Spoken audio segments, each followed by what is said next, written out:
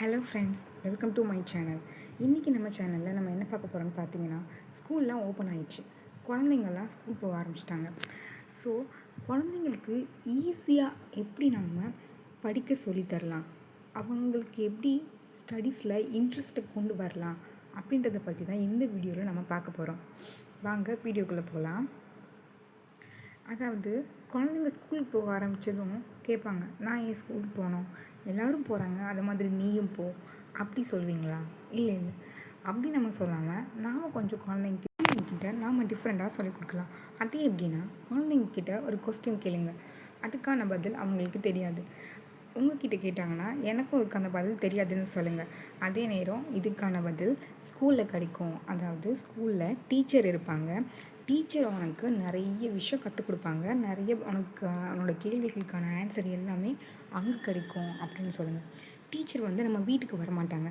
டீச்சரை தேடி நாம் தான் போனோம். ஸோ டீச்சர் எங்கே இருப்பாங்க? ஸ்கூலில் தான் இருப்பாங்க.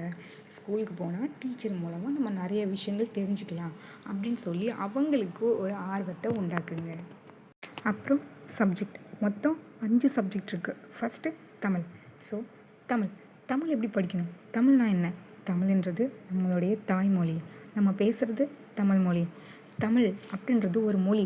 ஸோ அந்த மொழியோட வரலாறு எல்லாமே தமிழ் பாடத்தில் நமக்கு சொல்லித்தராங்க. சரியா? தமிழ் படிக்கிறதுனால நமக்கு நிறைய விஷயங்கள் தெரியும். தமிழில் செய்யுள், உரைநடை, நாடகம், இலக்கணம்னு நிறைய விஷயங்கள் இருக்குது. ஸோ தமிழோட வரலாறு நம்ம தெரிஞ்சுக்கணும், அந்த தமிழ் மொழியோட வரலாறை தெரிஞ்சுக்கணுன்னா நம்ம தமிழ் பாடத்தை படிக்கணும் அப்படின்னு சொல்லி கொடுங்க. நெக்ஸ்ட்டு இங்கிலீஷ்னால் என்ன? அது ஒரு மொழி. அதாவது தமிழ் ஒரு மொழி, அதே மாதிரி இங்கிலீஷும் மற்றொரு மொழி. முன்னாடிலாம் நம்ம நாட்டில் தமிழ் மட்டும்தான் இருந்துச்சு.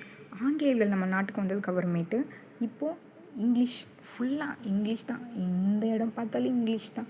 இங்கிலீஷ் இல்லாத இடம் கிடையாது. ஏன் நம்ம பேசுகிறதுலையே பாதி நம்ம இங்கிலீஷ் தான் பேசுகிறோம். ஸோ இங்கிலீஷ்ன்றதும் ஒரு பாடம், ஆங்கில பாடம். ஓகேவா? அதுலேயும் நம்ம கற்றுக்க வேண்டிய விஷயங்கள் நிறையா இருக்குது. இங்கிலீஷ் இல்லாத இடமே இல்லை. ஸோ இங்கிலீஷும் பேச கற்றுக்கோங்க, எழுத கற்றுக்கோங்க. அதனால உங்களுக்கு நிறைய பெனிஃபிட்ஸ் இருக்குது. ஸோ ஏன் இதை சொல்கிறேன் அப்படின்னா, இங்கிலீஷ் இல்லாத இடமே கிடையாது. அதோட ஒரு மொழியை கற்றுக்கிறது ரொம்பவே இம்பார்ட்டண்ட், ரொம்பவே நல்லது. அடுத்தது மேத்தமெட்டிக்ஸ், கணக்கு ஒரு பாடம். கணக்கு இல்லாத இடமே கிடையாது.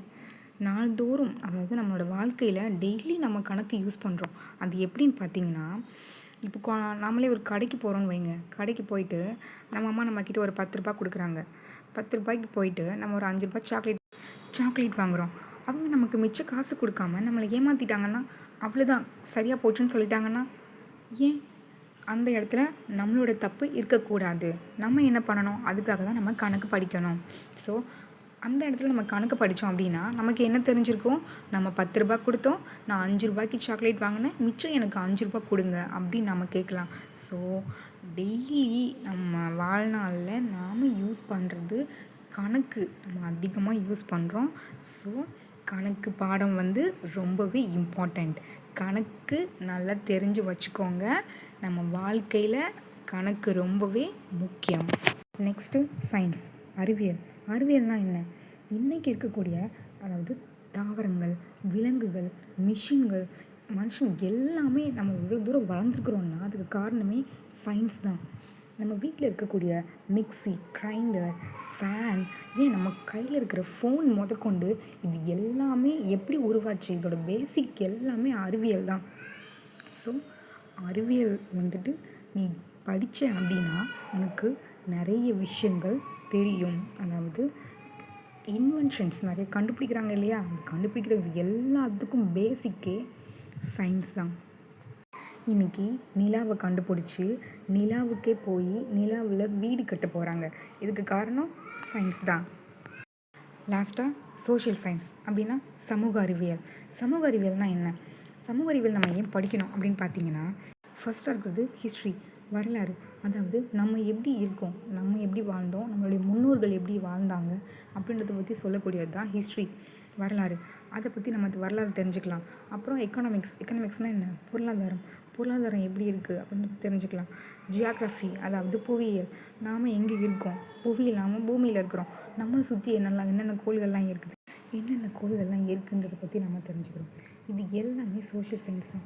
சோஷியல் சயின்ஸ் படித்தோம் அப்படின்னா நம்மளை சுற்றி என்ன நடக்குது, நம்மளுடைய வரலாறு என்ன, பொருளாதாரம் என்னன்னு நிறைய விஷயங்கள் நாம் தெரிஞ்சுக்கலாம். ஸோ நம்ம அன்றாட வாழ்க்கையில் நம்ம தெரிஞ்சுக்கக்கூடிய விஷயங்கள் எல்லாத்தையும் தான் இந்த 5 பாடங்கள் நமக்கு சொல்லித் தருது. இந்த 5 பாடங்களை தான் நாம் ஸ்கூல் போய் கற்றுக்குறோம். டீச்சர்ஸ் நமக்கு கற்றுத் தராங்க. சரியா? இதுக்காக தான் நம்ம ஸ்கூலுக்கு போகிறோன்னு குழந்தைங்களுக்கு சொல்லிக் கொடுங்க. அவ்வளோதான் ஃப்ரெண்ட்ஸ், எனக்கு தெரிஞ்ச விஷயங்களை நான் உங்களுக்கு ஷேர் பண்ணியிருக்கேன். இந்த வீடியோ பார்த்ததுக்கப்புறம் உங்களுக்கு படிப்பில் இன்ட்ரெஸ்ட் வரும்னு நான் நம்புகிறேன். இந்த வீடியோ உங்களுக்கு யூஸ்ஃபுல்லாக இருந்துச்சுன்னா லைக் பண்ணுங்கள், சப்ஸ்கிரைப் பண்ணுங்கள், உங்கள் ஃப்ரெண்ட்ஸ் அண்ட் ஃபேமிலிக்கு ஷேர் பண்ணுங்கள். தேங்க்யூ ஃபார் வாட்சிங்.